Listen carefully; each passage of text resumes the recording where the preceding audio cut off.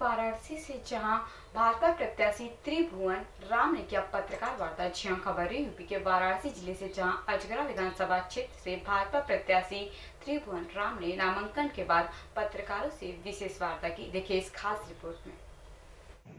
Sir, आज आपका नामांकन पूर्ण हुआ है। क्षेत्र में किन किन मुद्दों को लेकर आप चुनाव प्रचार कर रहे हैं सर?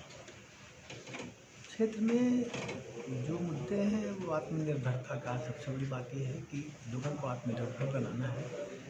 और विकास तो ऐसे हमारे पूरे बनारस में देखने को मिल रहा है। चारों तरफ से 4 लेन 6 लेन सड़कें हो गई, रिंग रोड हो गया, सब कुछ होता जा रहा है। माननीय मोदी जी और माननीय योगी जी ने जो विकास का संकल्प लिया है वो ज़मीन पर दिख रहा है। पूरी जनता उससे प्रभावित है और इसीलिए मुद्दे हमारे पास तो बहुत से हैं, लेकिन ऐसा कोई मुद्दा नहीं है जिसकी वजह से जनता को कोई परेशानी हो रही हो। आज जनता जो है भारतीय जनता पार्टी को पूरी क्षमता के साथ वोट देकर और भारी मतों से विजयी बनाना चाहती है। और हमारे क्षेत्र में तो विशेष रूप से रुझान जो है भारतीय जनता पार्टी की तरफ ही है। आज आम आदमी पार्टी के संजीव सिंह जी ने अपनी पत्रकार वार्ता में ये आरोप लगाया है कि भारतीय जनता पार्टी केवल चुनाव के समय ही हिंदुत्व की बात करती है, उसके बाद सारे वादे रह जाते हैं। क्या कहना चाहेंगे इस मुद्दे पर? अब जिसने जो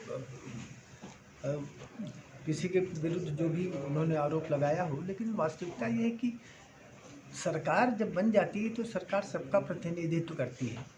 वो फिर कोई जाति और धर्म पर नहीं चलती है, सरकार चलती है पूरी जनता के लिए। आज उत्तर प्रदेश में 24 करोड़ लोग हैं, तो माननीय योगी जी 24 करोड़ लोगों का ध्यान देते हैं। अगर उज्ज्वला योजना में पात्र लोगों को चुना गया तो उसमें मुसलमान भाई भी हैं, हिंदू भाई भी हैं, सब भाई, सिख भाई भी हैं, ईसाई भाई भी हैं। तो इसका ये चुनाव की बात नहीं है, सरकार चलाने की बात है। सरकार जो है सबकी होती है, सरकार की नीतियां सबके लिए लागू होती हैं। आज संत रविदास जयंती है।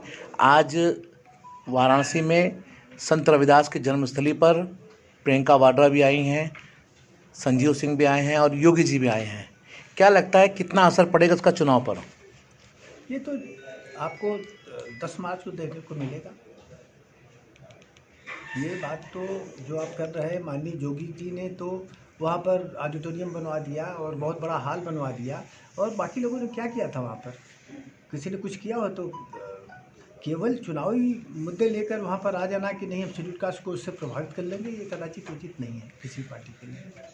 भारतीय जनता पार्टी मदद कर रही। भारतीय जनता पार्टी आज करोड़ों लोगों को फ्री में राशन दे के उनकी जान बचाई है और कोरोना से सबको जो है मेडिसिन दिया है फ्री में, और उसके बाद वैक्सीन हुआ है। तो भारतीय जनता पार्टी तो सचमुच सबको बचाना चाहती है, सबको स्वच्छ रखना चाहती है और सबको आत्मनिर्भर बनाना चाहती है।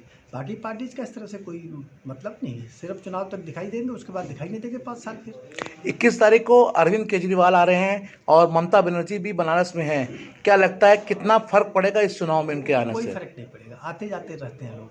ये बंगाल नहीं है, ये बंगाल नहीं है, ये उत्तर प्रदेश है। उत्तर प्रदेश में बाबा योगीनाथ जी की और माननीय मोदी जी के लिए लोग पागल हुए हैं।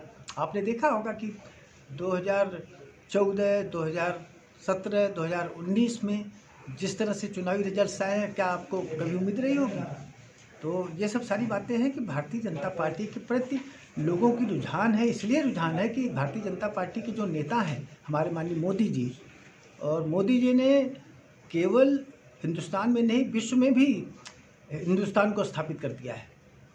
वहीं ओम प्रकाश राजभर का कहना है कि 2022 में खदेड़ा होबे। इस पर क्या कहना चाहेंगे? ओम प्रकाश राजभर की बात आप सुनेंगे? ओम प्रकाश राजभर कभी कहीं स्थिर रहे हैं आज तक? वही गाली देते थे कि समाजवादी पार्टी बहुत गंदी है और माताओं बहनों को कसम खिलाया करते थे, और आज ओम प्रकाश राजभर उनकी गोदी में बैठ गए हैं। तो इसका मतलब ओम प्रकाश राजभर जो कहेंगे वही दुनिया मानेगी। कांग्रेस की दक्षिणी प्रत्याशी का कहना है 10 मार्च भाजपा साथ। इस बारे में क्या कहना चाहेंगे? ऐसा है कि बहुत से लोगों को आदत हो गई है कि दिन में सपना देखते हैं, तो उनमें से वो भी हैं, कांग्रेस वाले भी। तो उसके लिए क्या मैं कह सकता हूँ?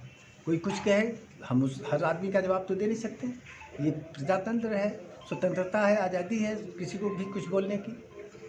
क्या कहना चाहेंगे क्षेत्र की जनता से?